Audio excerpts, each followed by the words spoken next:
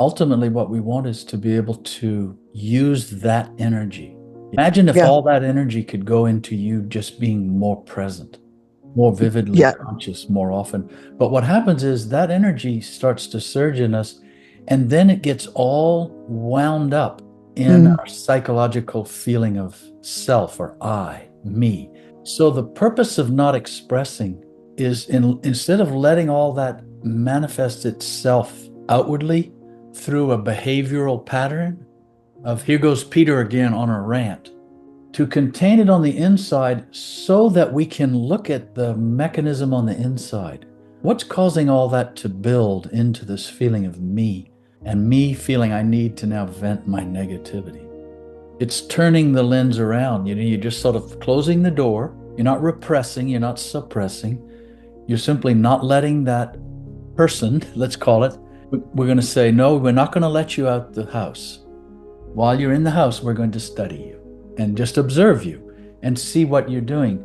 Because what's in there are certain attitudes, for example, about the reason why we should be negative and want to be negative and why it's right and why it's helpful and we've justified it. So then it becomes the study. When we control the expression, now we can look at this. I'll call it again a personality in us. It's a group of eyes and it's a feeling of I. And to simply look at it and see, well, is there a fear here? Is there an expectation that's not being met? Is there a demand that's being imposed and people aren't responding to my demand? Is it that I learned how to protect myself because I watched other people when I was growing up express certain negative emotions? That's how they did it, and so that's how I do it. I either yell at people or I clamp up and I become passive aggressive, or what's my modus Yeah. operandus? It becomes a study. So the purpose of not expressing and controlling the outward expression is to be able to study internally what is going on. And this is what takes some time, because not until you can kind of see behind the scenes what's happening can you begin to neutralize that energy. And it helps to write things down. What's the subject? What's the Mm. subject of the of the negativity? Is it a person? Is it an event? Is it yourself? Is it politics? Is it the world? And then what are the thoughts about that subject that are causing this upset, this negativity, or this outrage, or this impatience, or this irritation? And then you'd begin to see later, even you said there's a saboteur at work. That is a manifestation of the negative emotion internally. It's not that you're expressing negative emotions to yourself. It's that you think, oh, I'm never going to do that. I can't do that. I'm not a good artist, or I don't know how to play music or write or whatever it is. And so you dismiss it. As you say, you sabotage. Something's sabotaging your own creative outlet. So by not expressing the negative emotions, though, you'll begin to see more of that. You'll begin to feel, hey, wait a minute, that's just a small part inside of me that's trying to do that. That's not the whole of me. That's not who I am at my core. What you're experiencing in your gut, though, there is an energy in there that's negatively charged. Yeah. And you ultimately do want to be able to address that. And to be honest, it's fine to go out in the backyard and howl. It's Mm. fine to cry. But when you do those things, watch yourself doing them. Don't invest a full sense of I in those either. Let them manifest, but realize there's something watching them too. It's fine to go just moan or go, as I say, to howl, but don't do it to anyone. Don't throw that energy at someone else. If you Yeah. want to release that energy to make your stomach feel better, make your gut feel a little better, which could even be healthy, something's needing to be eliminated. And what's happening is that energy is being eliminated through the form of the expression of negative emotions. So when you stop this Yeah. expression of negative emotions, it doesn't mean that energy still needs to be eliminated some way.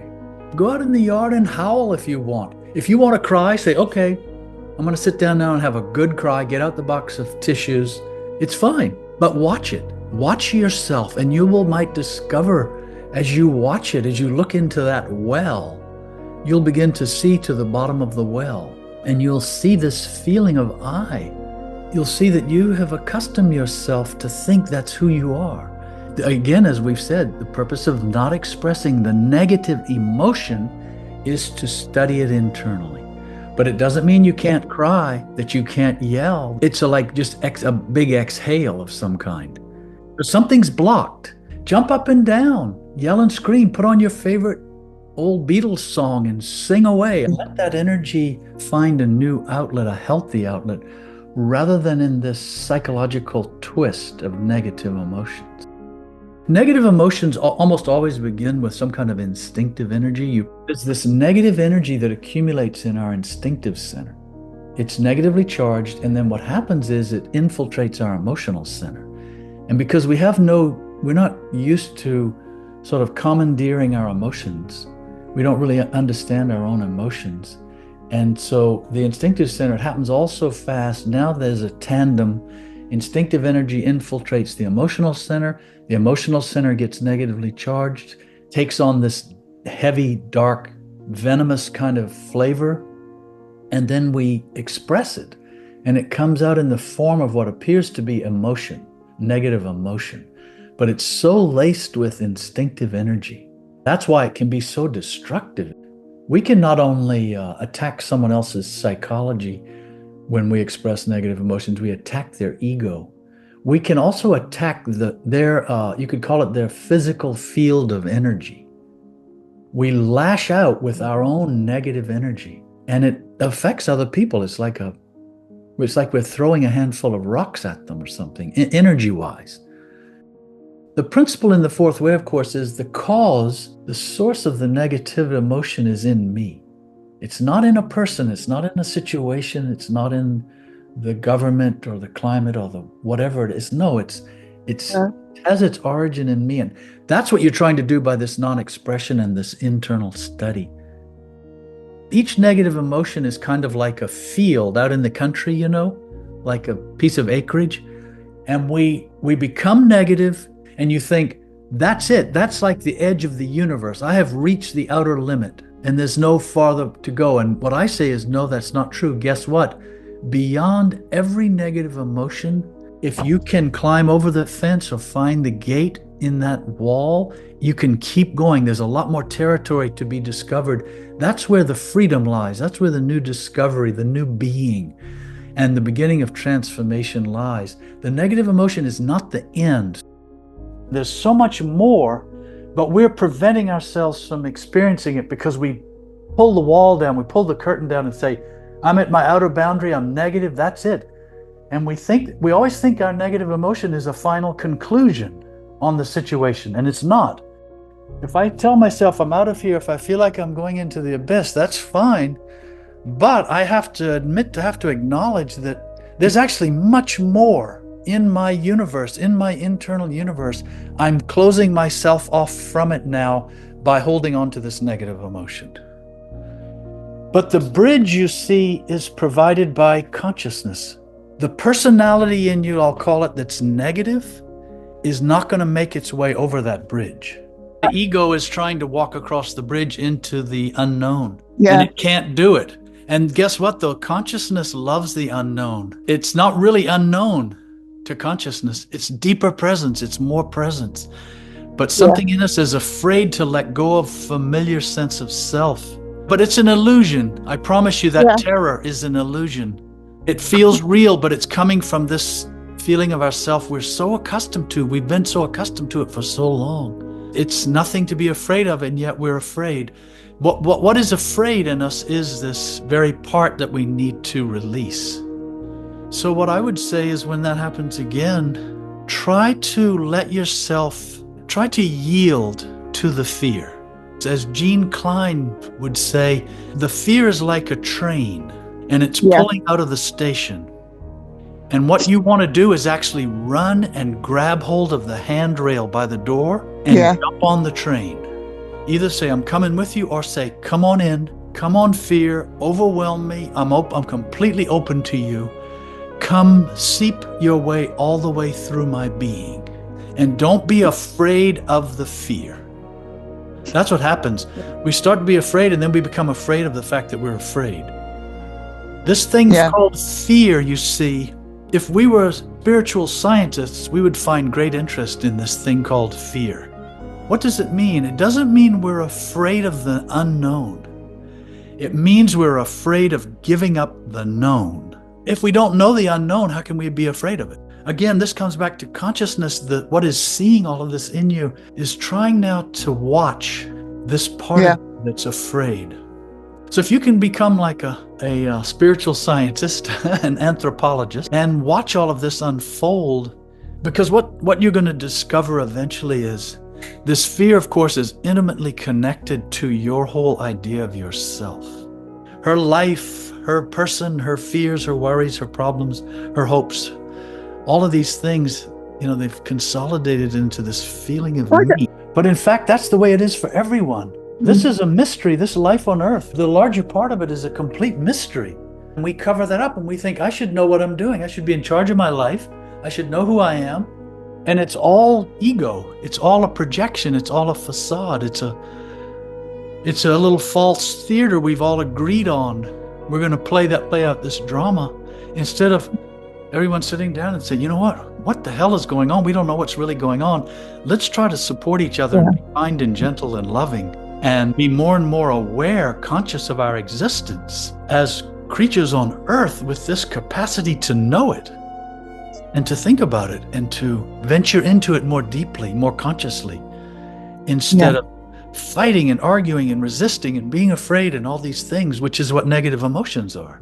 This huge psychological barricade that is actually keeping us in the very prison we want to get out of.